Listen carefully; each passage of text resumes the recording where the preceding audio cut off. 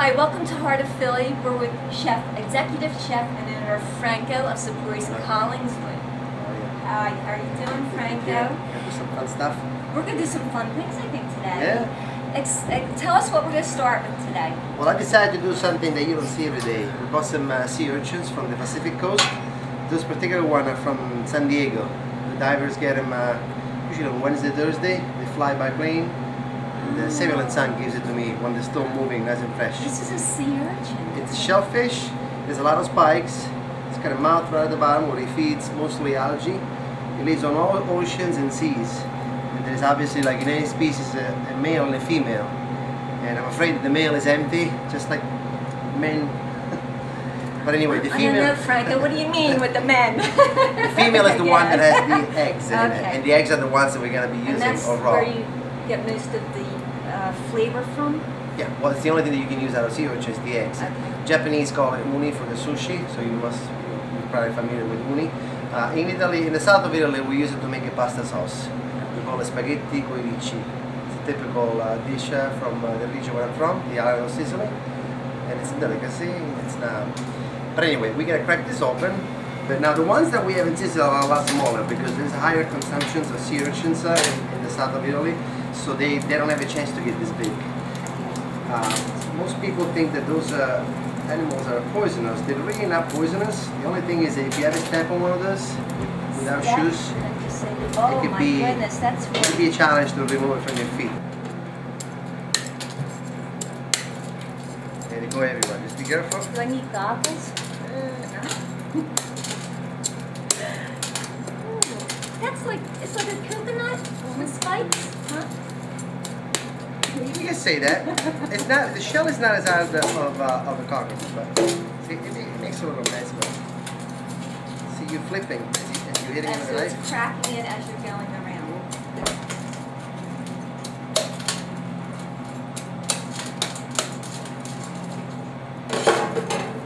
Et voila. Voila. Oh, voila. Wow, look at that. As you can see, it's got other things among the eggs. Those are part of the organs of the fish. But what we are interested in is the actual raw, is the egg. Oh, that's the egg. Beautiful color, orange. Can I just see it? Sure, it's got a nice texture. And it's got about 5 of those inside. It's really something here. Oh, each one is Each an one egg. of them. Oh, wow. Now there are different color of sea urchins. This obviously is black. The color varies between black, purple, reddish. The male, the particularity of the male, at least the males that the sea urchin where I'm from, the spikes in the male is a lot longer than the female, and you spot it right away because obviously when the spikes are long, you don't even bother opening it because it's empty inside. But usually within a few feet of the male, you can spot the female. Like I say, you distinguish the color. The female is more of the purple, reddish color. The male is pitch black, completely black and longer spikes. Now, does the color have anything to do with the flavor, how strong it will be, or no? It's not really strong. I mean, it's a very delicate flavor that you'll taste for the first time. I'm assuming right here. It will be. The sauce is mainly made with this. You put this in warm olive oil, a little bit of raw garlic, and some parsley. And as the egg touches the hot oil, it will create a sauce on its own, almost like a creamy liquid sauce, without adding anything. The sauce is mainly made with the sea urchin, so we just kind of warm a little olive oil and put these babies in it. Okay, I'm ready when you are. The color is beautiful. The taste is even better.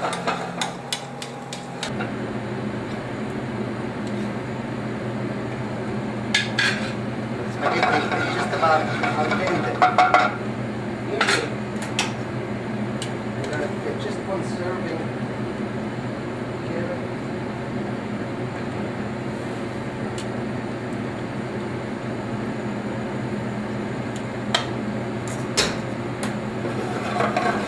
Just let it toss through the sauce a little bit. And we toss a little bit of Italian fried parsley.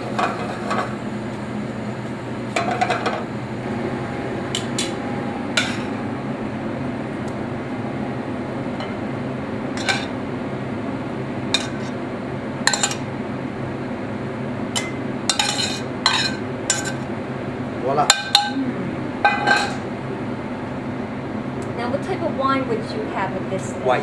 White wine. Okay.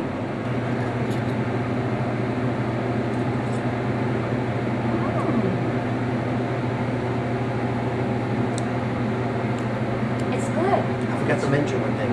What? It's enough aphrodisiac. Oh no, it is? That's why it's so popular. This is really good.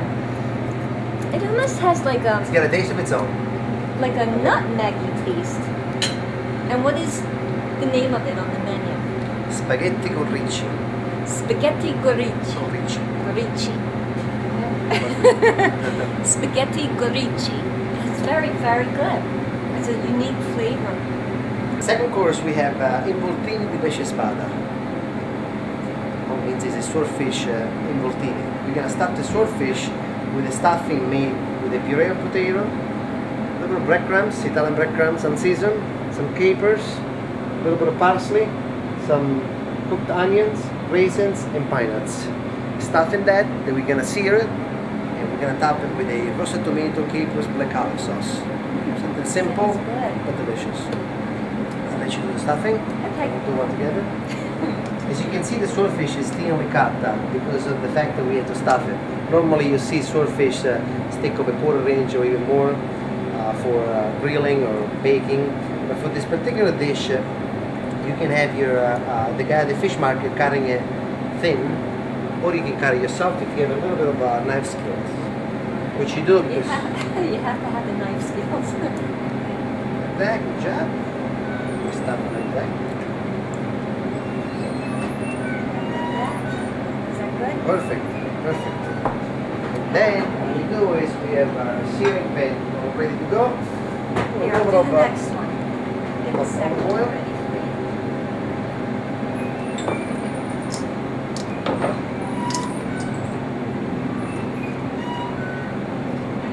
But this it's a nice large slice, so you don't need to put toothpick to keep it close. As you can see, it stays nice and firm. Good job.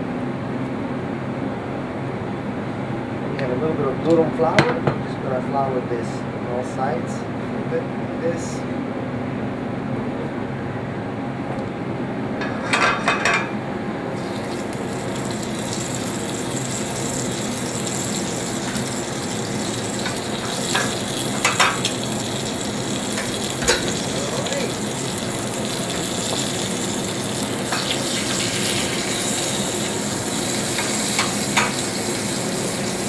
And how long would you sear this now? Few seconds. Seconds. And once the searing is done, I have a little bit of sauce that I make by roasting some tomatoes. I put some tomatoes in the oven, I oven roast them, I put a little bit of garlic and fresh mint, and then I puree. Usually I use this for this sauce.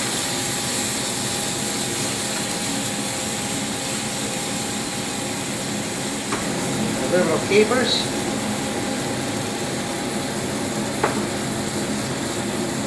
And this is what makes the trick. This is oregano imported from Sicily.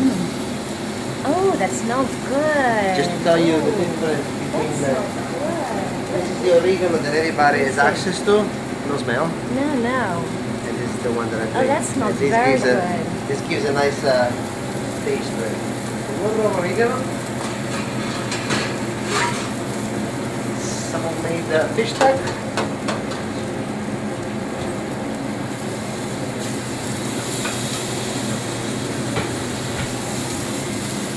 And that's a little stock that you're adding to the...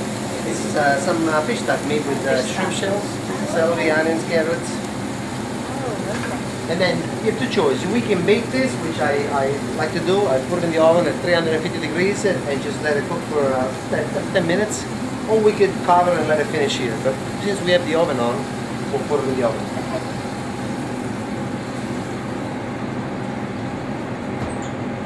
Through the work of companies like Semel & Son and many others nowadays, we are able to bring those fish and seafood in.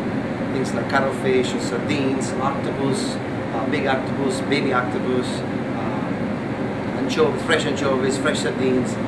Years ago it was difficult. It was difficult to bring it in because of the Many restaurants that nowadays features this type of fish and seafood. The demand goes up, and obviously bringing it is not going to be as costly as it used to be. So there's more of a variety from the Mediterranean that you can bring. More variety of fish and seafood compared to the ocean, yes. And you're seeing a higher demand in your clientele for it too. And I encourage a lot of Italian chefs to do so. Let's introduce the real deal. The real deal. The real cuisine of Italy, not the authentic Italian food, right? Big fan of that. I'm a big fan of that.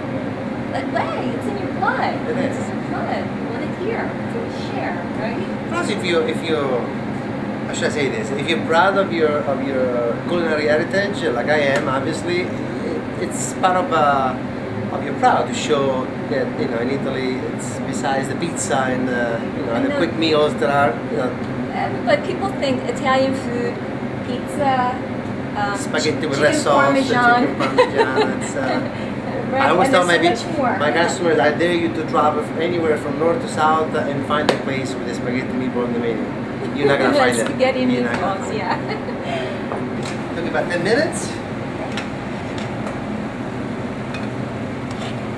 Oh, that smells good.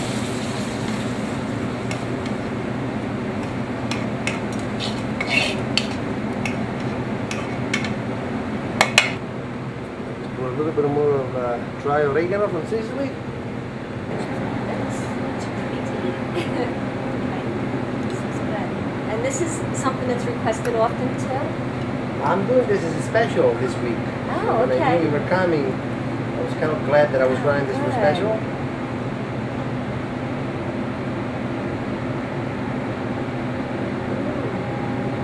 Rich and light at the same time. It's very good.